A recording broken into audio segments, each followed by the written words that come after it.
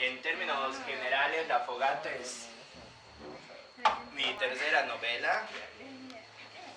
Publiqué mi primera novela el año 2009, cuando tenía 20 años. Pero rechazo las presentaciones de libros porque se vuelven un poco egocéntricas, ¿no? Y se antepone el discurso del autor a la obra, ¿no? Siempre me gusta que primero se lea la obra antes de... Bueno, he preparado unas palabras. Un amigo tenía que hacerme la presentación, pero no ha podido. Así que espero que les guste, son palabras cortas y después tomamos una cerveza. Dice, siempre que me toca hablar de La Fogata, me transporto inevitablemente a una especie de pasillo de museo en el que a cada lado de las paredes se exponen imágenes que a la vez representan otros pasillos, que a la vez están compuestos por otras imágenes, y de esa forma todo testimonio que podría articular siempre resulta incompleto. Porque de alguna u otra manera, cada vez que intento emitir una idea final sobre esta novela, de repente surgen muchos más pasillos encima, lo que me deja en una posición de viaje constante. Escribir La Fogata era asumir un reto personal.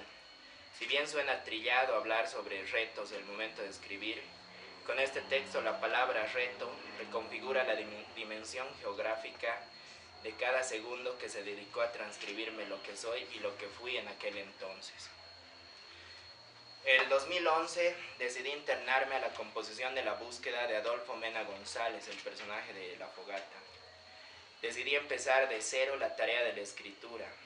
Antes ya había escrito 4 novelas. Para ese momento solo había publicado una, y la siguiente del grupo se publicó el 2012, dejando hasta el día de hoy a las restantes junto a otras escritas posteriormente en tiempo de espera de publicación. Aclaro todo esto para que la idea de reto se entienda mejor y no como una confesión de quinceañero atormentado en el que la escritura se vuelve un pretexto para reemplazar carencias de otro orden.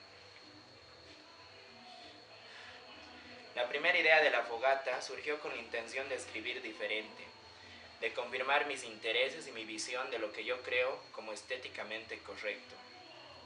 Escapar de los discursos colectivos o de los colectivos literarios, para más bien hacer del trabajo silencioso el único código de supervivencia, para que las caricias que terminan ausentándose y por lo poco que les queda, que al menos se refugien en el rincón del sótano, que esos restos de segundos aún ardan y en su figura de presente duelan menos.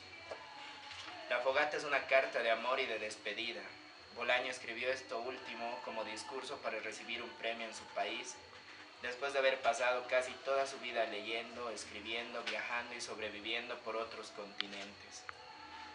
Es por eso que en esa afirmación reconfigura una de sus convicciones más determinantes: la patria de un escritor es su lengua. Pero no entendamos esto en el orden demagógico del discurso político. Entendamos esto en el orden más ético, más sagrado, en el orden de esas cosas que hacen el buen creer.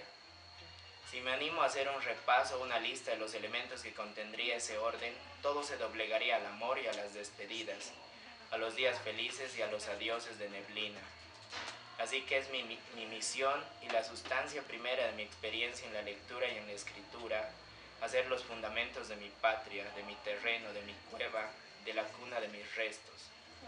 Por eso escribir La Fogata es una carta de amor al Parra, al Che, al Onetti, al Sábato, al Sainz, al Bukowski, al Coetzee, al Flaubert, al Conan Doyle, al Hammett, al Carver, al Cheever, al Gadamer, al Bolaño, al Homero, al Donoso, al Wilde, al Poe, a Sabina, a Sui Generis, a Bunbury, al Arauz, al Capote, a Tellier, al Cortázar, al Piglia, al Quijote, a Comala, al Auster, a la Cumbia, al Salud y al Café, al Amigo y al Lejano. La Fogata es una novela escrita para leerla al final del vértigo, escrita como arma para saber que el retorno siempre es la caída, para saber que a pesar del tiempo nos herimos y nos salvaguardamos en esas heridas. Escribir La Fogata para mí fue entrar al silencio, no transitar y redibujar una y otra vez la sonrisa que el polvo me había negado. Como al principio decía, siempre que me toca hablar de La Fogata, me transporto inevitablemente a una especie de pasillo de museo en el que a cada lado de las paredes se exponen imágenes que a la vez representan a otros pasillos. Lo único que podría decir ahora, para tratar de salvarme de un nuevo recorrido, es que disfruten la novela. Gracias.